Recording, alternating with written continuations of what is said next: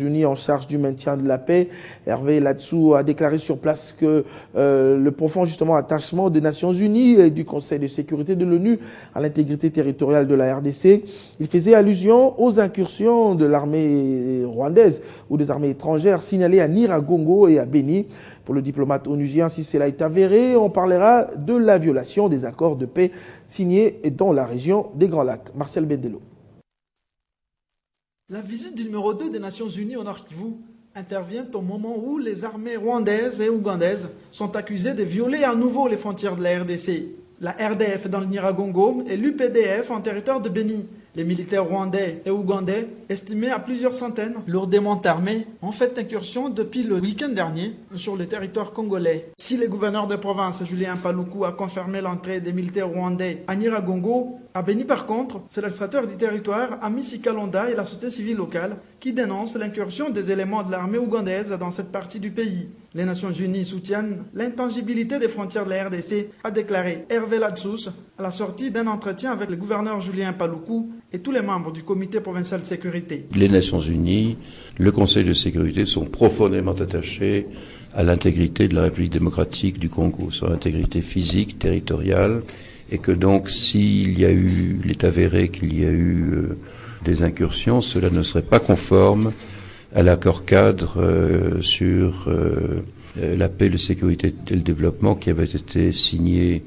à Addis Abeba il y a 2 ans et demi, qui fait l'objet d'un suivi, et je crois qu'il y aura matière à travailler sur ce suivi. Les conditions sécuritaires actuelles au Nord Kivu et l'urgence qui s'attache étaient notamment au cœur de cet entretien, afin que la population puisse vivre dans les conditions conformes, a fait savoir Hervé Ladsou. Il était accompagné par Martin Kobler, chef de la MONUSCO. La délégation a effectué une courte visite à Rutshuru ce même vendredi, où elle s'est entretenue avec les organisations de la société civile, les échanges qui se sont articulés, là aussi, sur les conditions sécuritaires qui prévalent actuellement dans la province du Nord Kivu.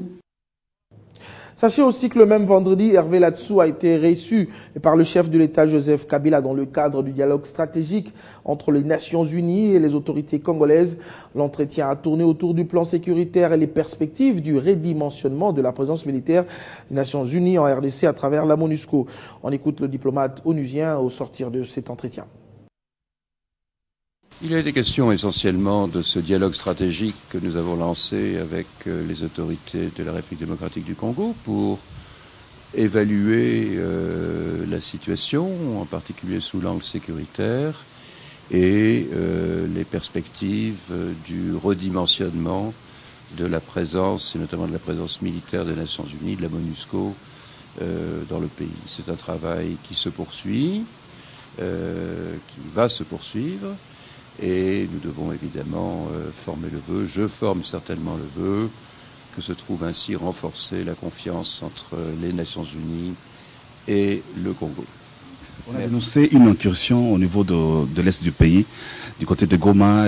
Qu'en est-il et quelles sont les dispositions qui ont été prises pour contrer de pareilles situations? Écoutez, je vais justement, avec le rapporteur spécial, nous partons de ce pas à Goma puis à Bukavu et nous allons nous forger des impressions sur le terrain. Par contre, le calme est revenu à Mwanda, au Congo central, où la population a protesté contre l'insécurité qui a fait 5 morts en l'espace de 5 jours. Le vice-premier ministre de l'Intérieur était vendredi à Mwanda. Et aux dernières nouvelles, la police a arrêté un des présumés auteurs de ces meurtres et l'insécurité est perpétrée jeudi. Des renforts militaires qui ont été déployés à Mwanda sont parvenus à mettre la main sur un de ces malfrats. Confirmation faite par le vice-premier ministre, ministre de l'Intérieur. On a découvert d'ailleurs les tout premiers bandits. Nous avons demandé qu'ils soient jugés publiquement afin que la population sache pourquoi il y a eu un si grand témoin et pourquoi l'ordre public a été perturbé.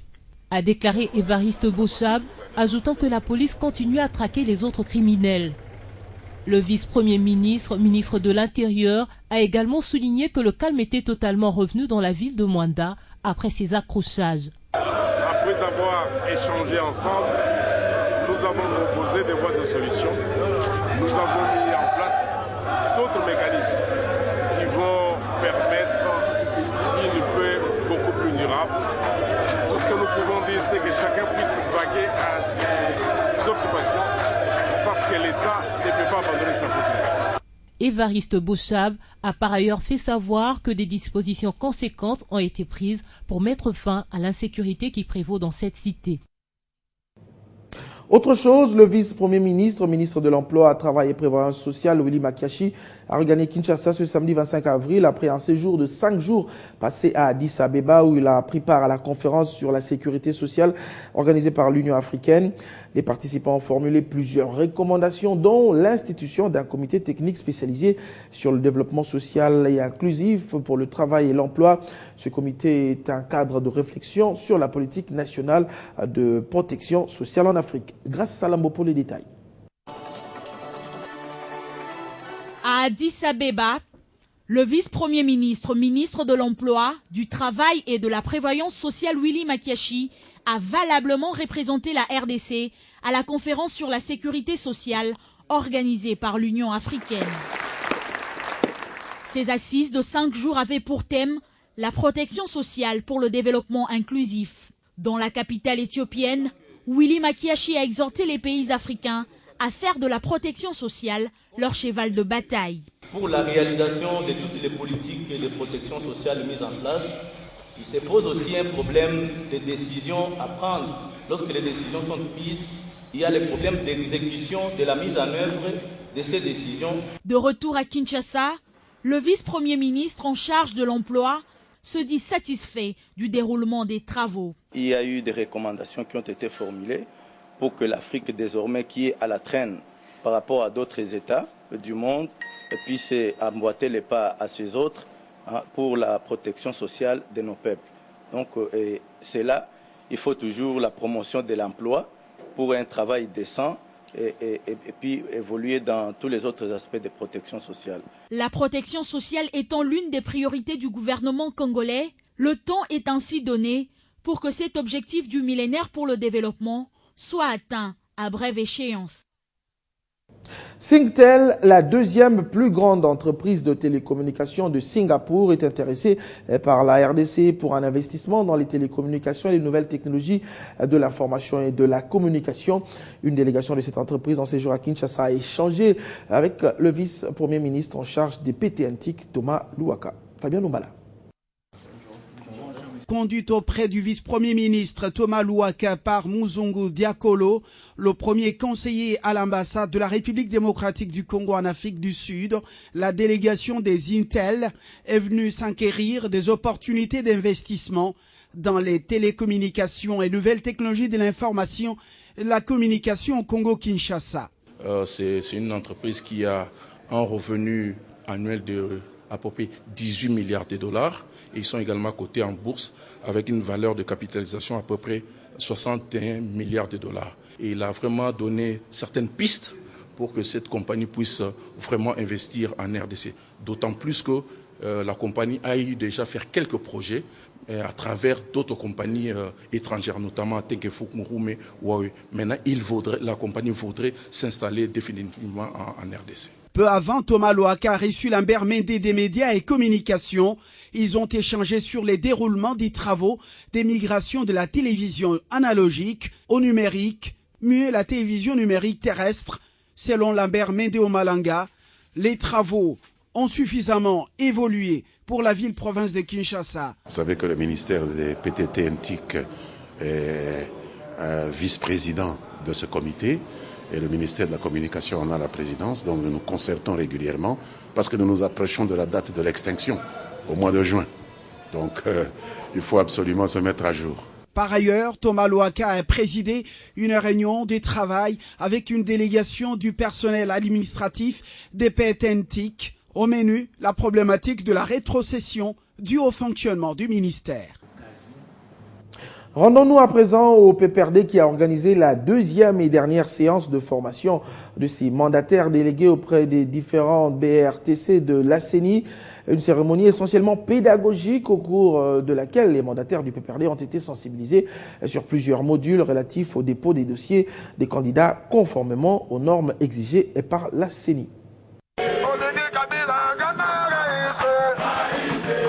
C'est le branle-bas de combat au sein du Parti du peuple pour la reconstruction et la démocratie à l'approche des élections provinciales.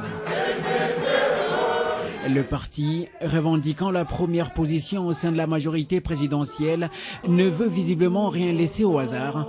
Cette formation de ses mandataires en est une illustration. Il ne fallait pas se précipiter pour déposer des candidatures quand on n'est pas sûr que vous avez formé ceux qui vont remplir ces fiches. Nous avons encore 10 jours, nous sommes donc dans les délais et nous vous garantissons que toutes nos candidatures seront déployées au niveau de tous les différents BRTC. Illustration aussi du sérieux avec lequel le PPRD compte aborder ces échéances électorales pleines de nouveautés. Il faudra donc savoir bien s'y prendre. Nous n'avons pas de contraintes particulières, si ce n'est à l'interne être capable de démontrer à la population congolaise que nous sommes un parti organisé. Le PPRD vient de prouver à la face du monde que le PPRD est rangé en ordre utile pour la bataille des élections de 2015 et 2016. Et toute élection, si on a envie de la gagner, il faut la préparer. Toutes les provinces étaient représentées à cette séance cognitive qui consistait non seulement à instruire ses mandataires, mais aussi les armer moralement. Ils s'estiment désormais prêts à jouer pleinement leur rôle. Nous sommes satisfaits, nous retournons dans nos provinces pour préparer nos candidats. Les élections provinciales sont le premier scrutin qui devra se tenir le 25 octobre de cette année. Les partis ont jusqu'au 2 mai pour déposer leur candidature au PPRD. Les dés sont ainsi jetés. Le Conseil universel pour la paix des nations et des continents, CULPAC, une organisation humanitaire affiliée aux Nations Unies œuvrant pour la paix et le développement dans le monde, a célébré ce samedi la journée humanitaire pour la paix universelle. Et à cette même occasion, le CULPAC a procédé à la nomination du prophète Dominique Condé Mpolo au rang de ministre de la paix pour l'humanité, en reconnaissance de son engagement pour la défense de l'éducation, de la santé, l'environnement ainsi que pour sa lutte contre la précarité. Ils étaient tous là, diplomates, mandataires, représentants des consulats, mais aussi les serviteurs et fidèles de l'église Lilobananzambe. Ils sont venus encourager, à l'occasion de la journée humanitaire pour la paix universelle, tous ces bienfaiteurs qui, à travers le monde, œuvrent pour la paix, l'éducation, les droits de l'homme, la santé et l'agriculture. Sa sainteté, le pape Jean-Paul II, son Excellence, M. Abdou Diouf, la Croix-Rouge internationale et la Fondation Damiens. Dominique Condé Mpolo, ce philanthrope, prophète et homme de Dieu, visionnaire et représentant légat de l'église Ilobananzambe.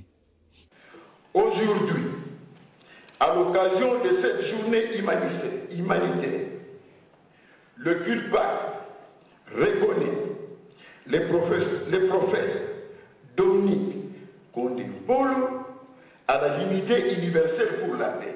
Il se voit décerner ce prix qu'il élève au rang de dignitaire pour la paix universelle, comme d'ailleurs tous ces bienfaiteurs qui ont eu à consacrer toute leur vie à la bienfaisance pour la paix et le bien-être social. Au chapitre éducation, le lycée technique de la Gombe s'apprête pour son jubilé d'or le mois de mai prochain. Plusieurs activités sont prévues à cet effet, mais après 50 ans de son fonctionnement, l'école présente des besoins pressants de réhabilitation. Les responsables de l'école ont invité ce samedi Jean-Marie Kassamba, directeur général de Télé 50 et coordonnateur national de la cellule de visibilité de la révolution de la modernité, pour accompagner justement dans la visibilité de cette école quelque peu oubliée du grand public. Regardez.